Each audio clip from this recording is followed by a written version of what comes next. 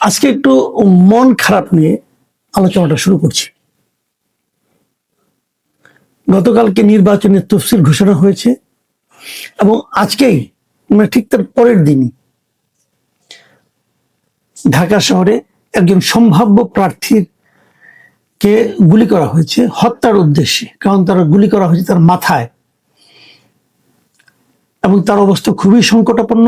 উনি লাইফ সাপোর্টে আছেন। তিনি হচ্ছেন ইনকলাব মঞ্চের মুখপাত্র মিস্টার শরীফ ওসমান হাদি। উনি তার দল, এটা কোনো দল না, এটা একটা সাংস্কৃতিক প্ল্যাটফর্ম। এই ইনকলাব মঞ্চ, এদের কোনো প্রতীকও নেই। এই শরীফ ওসমান হাদি উনি স্বতন্ত্রভাবে নির্বাচন করার ইচ্ছা পোষণ করেছিলেন এবং সেই অনুযায়ী উনি অলরেডি বিভিন্ন জায়গায় তার জনসংযোগ করছিলেন গত কয়েকদিন ধরেই। শরীফ ওসমান হাদি এই সময় খুবই পরিচিত একটা মুখ মানুষের কাছে। বিভিন্ন সোশ্যাল মিডিয়া, টেলিভিশনের টক শো এবং বিভিন্ন অনুষ্ঠানে ওনাকে সবসময় আমরা সরব দেখতে পাই। শরীফ ওসমান হাদি বিশ্ববিদ্যালয়ে পড়াশোনা শেষ করেছেন, ঢাকা বিশ্ববিদ্যালয়ে পড়তেন এবং এখন তিনি একটা বেসরকারি বিশ্ববিদ্যালয়ের শিক্ষকতাও করেন। এবং ওনার যেটা সাংস্কৃতিক যে প্ল্যাটফর্মটা আছে ইনকিলাব মঞ্চ, সেই ইনকিলাব মঞ্চে নানা ধরনের কর্মকাণ্ড কর্মসূচি ওনারা দেন এবং সেখানে অংশ নেন। এবং এই ডাকসু নির্বাচনে ওনাদের একজন প্রতিনিধিকে, যে প্যানেলটা বিজয়ী হয়েছে শিবিরের নেতৃত্বাধীন, সেই প্যানেলে ওনাদের দলের একজন ছিল, ওনাদের এই প্ল্যাটফর্মের একজন প্রার্থীও ছিল, তিনি পাশ করেছেন। শরীফ ওসমান হাদিকে আপনারা সবাই চিনেন, আমিও তাকে ব্যক্তিগতভাবে চিনি। তার সঙ্গে আমার একটা ব্যক্তিগত সম্পর্কও ছিল। বিভিন্ন টক শোতে আমরা যেতাম, একসঙ্গে দেখা হতো এবং আমি বলবো তার সঙ্গে আমার খুবই ভালো একটা সম্পর্ক ছিল। আমরা মানে ও আমাকে নিয়ে নানা রকম কথাবার্তা বলতো, রসিকতাও করতো, আমিও করতাম এবং আমি তাকে খুবই ভালো মানুষ হিসেবে জানি। অনেকে মনে করে যে সে খুব অ্যারোগ্যান্ট, ওর মধ্যে অ্যারোগেন্সি একটা ছিল, কিন্তু কথা যখন বলতো খুব তীব্র ভাষায় কাউকে আক্রমণ করতো। এবং যত কিছু বলুক আমার কাছে ভালো লাগতো এই কারণে যে শরীফ ওসমান হাদির প্রত্যেকটা কথার পিছনে একটা লজিক থাকতো। সে লজিক দিয়ে কথা, আমি নিজে লজিকটা পছন্দ করি। আমি যে যতটুকু কথা বলি আমি আবেগপ্রবণ হয়ে যাই, বয়স হয়েছে একটু তো হই, কিন্তু তারপরেও আমি লজিকটা খুব পছন্দ করি। যে কথাটাই বলি যুক্তি দিয়ে বলার চেষ্টা করি এবং যদি কেউ যুক্তি দিয়ে আমার যুক্তিকে খণ্ডন করে আমি তার যুক্তিটাকে গ্রহণও করি। কারণ আমি মনে করি আপনি যা কিছুই করেন না কোনো, মানুষের লজিক্যাল হওয়া উচিত। আমি শরীফ ওসমান হাদির মধ্যে সেই জিনিসটাই দেখতাম। অন্যান্য তার সময়ের এই যে আপনার যে গণ আন্দোলন যেটা হলো গত বছরের, সেই গণ আন্দোলন থেকে উঠে আসা যে ছাত্র নেতারা ছিল, তাদের মধ্যে আমার কাছে শরীফ ওসমান হাদিকে সবচেয়ে অ্যারোগ্যান্ট এবং সবচেয়ে লজিক্যাল লোক হিসেবে মনে হইতো। এবং তার পড়াশোনা ছিল, ভালো পড়াশোনা ছিল। শরীফ ওসমান হাদি হয়তো তার কথার মাধ্যমে, হয়তো তার শব্দ চয়নের মাধ্যমে, হয়তো তার সিদ্ধান্তের মাধ্যমে অনেককে আহত করেছেন, কোনো সন্দেহ নাই। করারই কথা, উনি সেটা করেছেন। ওনার অনেক কাজ আমারও পছন্দ না, আমি ওনার অনেক সিদ্ধান্ত পছন্দ করি না, কিন্তু তার মানে এই না যে তাকে আপনি পৃথিবী থেকে সরিয়ে দেওয়ার সিদ্ধান্ত নিতে পারেন। এই কাজটা কারা করেছে? একজন লোককে আপনি গুলি করতে পারেন না, সে যেই হোক না কেন। যদি আপনি মনে করেন যে তার কথাগুলি ঠিক না, তার বিরুদ্ধে আপনি আদালতে যান, মামলা করেন, তার সঙ্গে আপনি তর্ক করেন, তার সঙ্গে আপনি বসে তর্ক করেন। শরীফ ওসমান হাদি তো কাউকে চট থাপড় মারেনি, তাকে আপনি গুলি করবেন কেন? বলা হচ্ছে ঘটনা আজকে দুপুর 2টার দিকে উনি জুমা নামাজ পড়ে ওই পল্টনের দিকে যাচ্ছিলেন, বিজয়নগরের দিকে, যে বক্স কালভারটা আছে সেখান দিয়ে যখন যাচ্ছিলেন, তখন 3টা মোটরসাইকেল এসে তাকে গুলি করে দ্রুত চলে যায়। তাদেরকে তাৎক্ষণিকভাবে ধরা যায়নি বলে যে ধরা যাবে না আমি তা মনে করি না। আমি মনে করি আমাদের পুলিশ বিভাগ অত্যন্ত তৎপর যদি তারা হতে চায়।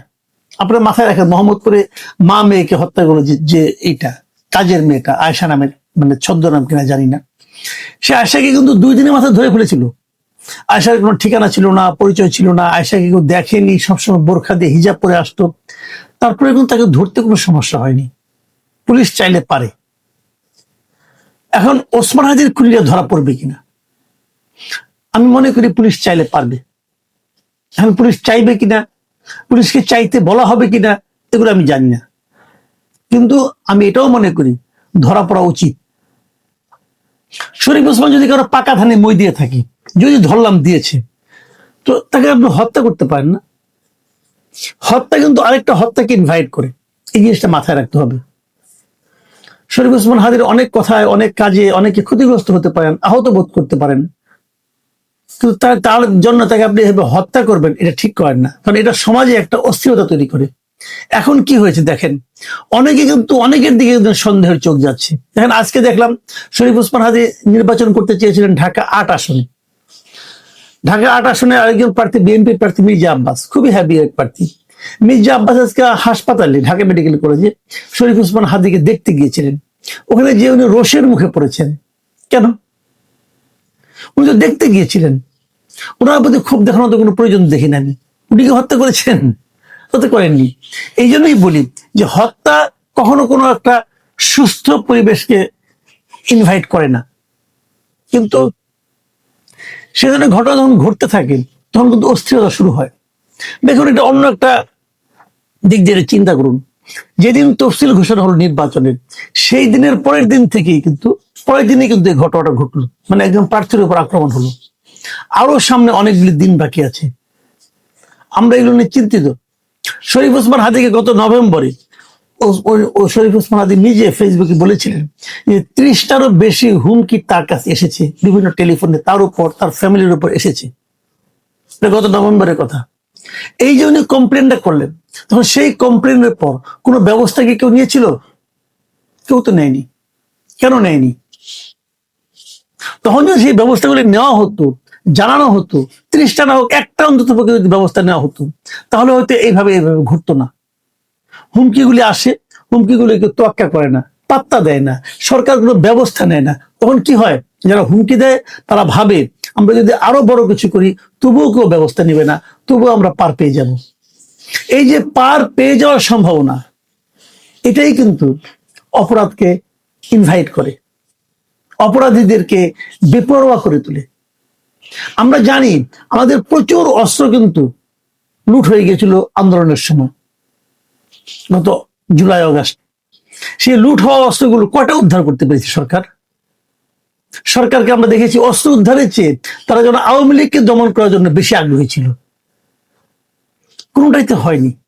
অস্ত্র উদ্ধার হয়নি, আওয়ামী লীগকে দমন করা সম্ভব হয়নি। আওয়ামী লীগকে দমন করা তো সহজ না, কারণ এটা অনেক বড় দল। আপনি জোয়ারের পানিকে বাদ দিয়ে আটকাতে পারবেন না, আটকানো যায় না। আপনি সেটা করতে নেমেছেন, কিন্তু অস্ত্র উদ্ধারটা সহজ কাজ ছিল, করেননি। এখন সেই লুট হওয়া অস্ত্রগুলো কি ব্যবহার হবে না? এই তো হলো একটা। এই ব্যাপারে সরকারকে আমরা বলবো যে নির্বাচনে আরো 2 মাস বাকি আছে, আপনাদেরকে সতর্ক হতে হবে, না হলে কিন্তু বড় ঝামেলা হবে। আমরা দেখেছি এর মধ্যে অনেকে কিন্তু বিবৃতি দিয়েছেন, পলিটিক্যাল লিডাররা সবাই এই ঘটনার নিন্দা করেছেন এবং তারা এটার দৃষ্টান্তমূলক শাস্তি চেয়েছেন, অপরাধীদেরকে ধরার কথা বলেছেন। তারেক রহমান সাহেব, বিএনপির ভারপ্রাপ্ত চেয়ারপারসন, উনি তো এই দেশের এই মুহূর্তে সবচেয়ে বড় নেতা, উনি কি বলেছেন? এখন ওনার বক্তব্য, অনেক বক্তব্য দিয়েছেন, নিন্দা করেছেন এই ঘটনা, কিন্তু তার মধ্যে 2-3টা কথা বলেছেন, আমি ওই বাক্যগুলো আপনাদের পড়ে শোনাই। তিনি বলেছেন, দেশ অত্যন্ত সংকটের ভিতর দিয়ে যাচ্ছে, একটি গোষ্ঠী আগামী নির্বাচন বানচালের ষড়যন্ত্রে লিপ্ত।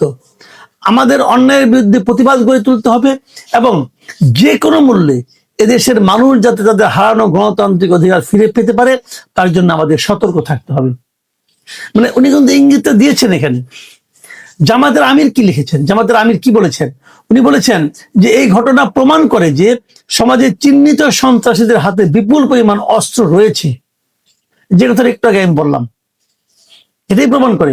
এবং তিনি আরো বলেছেন যে এদেরকে, সন্ত্রাসীদেরকে পাকড়াও করতে হবে এবং এই পাকড়াও করার কাজে যদি কোনো ধরনের শিথিলতা প্রদর্শিত হয় তাহলে সুষ্ঠু নির্বাচনের বুলি একেবারে ফাঁকা বলে প্রমাণিত হবে। এখন দেখা যাক তারা কতটুকু শিথিলতা দেখায়।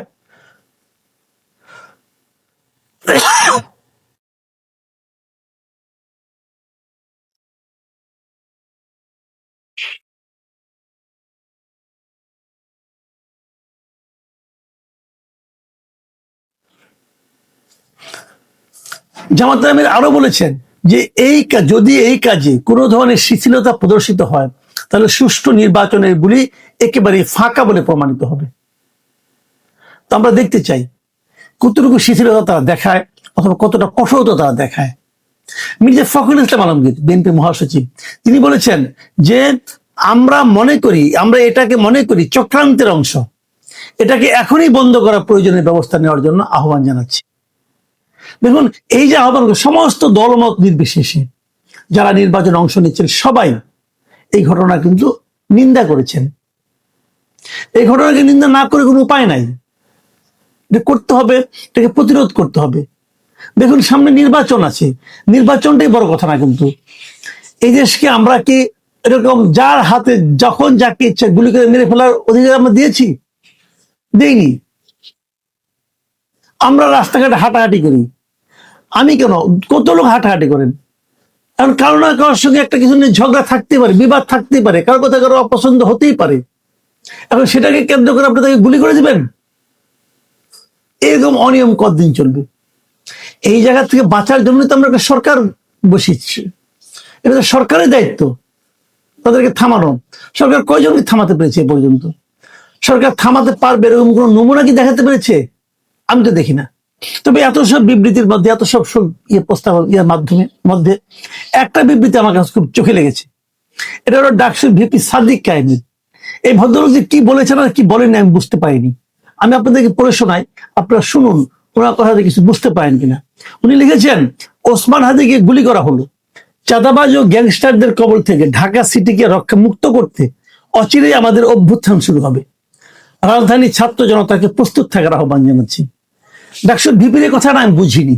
আপনি কিসের অভ্যুত্থান করবেন ভাই? অভ্যুত্থান জিনিসটা কি? অভ্যুত্থান অর্থ বুঝেন?